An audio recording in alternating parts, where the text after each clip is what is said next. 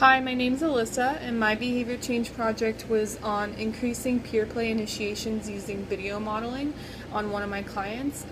He's 8 years old and he's diagnosed with autism spectrum disorder. For this project, I used a pseudonym for his name and I called him Niall.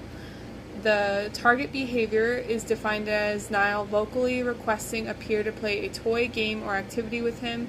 Examples include Niall calling a peer by name and asking, "Do you want to play Mario Kart?"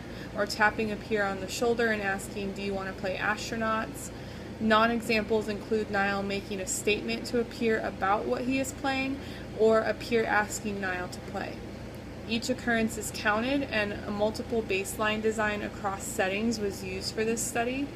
The setting of the study was in the ABA therapy clinic office, where Niall receives ABA therapy services, as well as at the community park. The clinic office contains 8 therapy rooms. The clients will share therapy rooms with other clients during their sessions. There is 2 to 8 peers present usually at the office when Niall is here having therapy sessions. The park is a large-sized park near suburban housing tracts. The park has 2 jungle gyms, swings, and a large grass field with several trees. In the evening, there are typically 2 to 10 children present. A video model was created of a child initiating peer play appropriately as defined by the operational definition. The video model was 16 seconds long, and for replication purposes, it should not be more than 30 seconds. The video model was shown to Niall at the beginning of each of his therapy sessions. He watched the video in a room on an iPad with only his therapist and, if applicable, a second observer present. There was no other adults or peers present while he was watching the video. In the park setting, the video was watched in the home setting, following the same procedures before leaving to the park. Peers and other adults were not present in that situation as well. If Niall did not attend to the video for the entire video, like if he looked away from the screen, then his therapist replayed the video and reminded him that he needed to be focused on the video.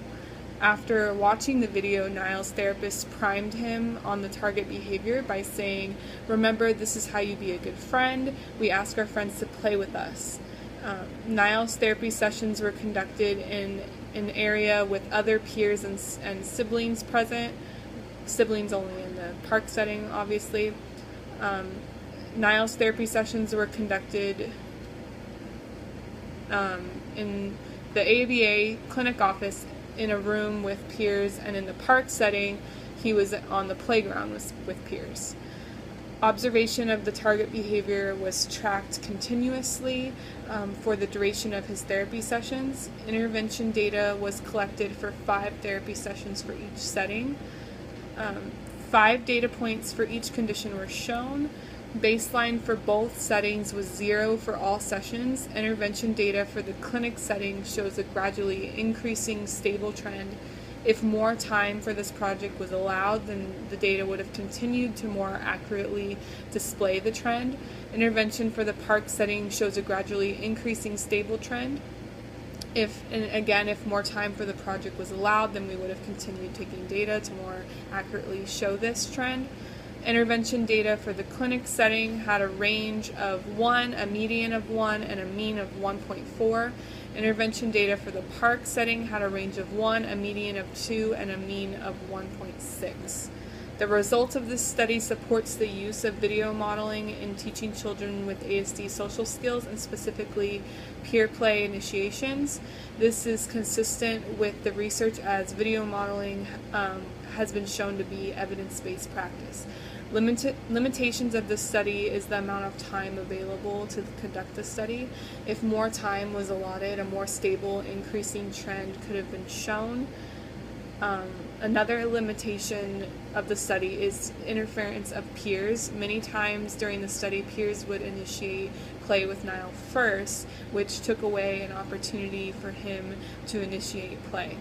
Although there was a max of only 2 initiations per session, Niall was playing with peers for a majority of the time during sessions. So data on the amount of time that Niall played with peers during sessions at baseline and intervention would have further supported the intervention. So future research in this area should definitely take data on the duration of peer play to determine further effectiveness of the intervention.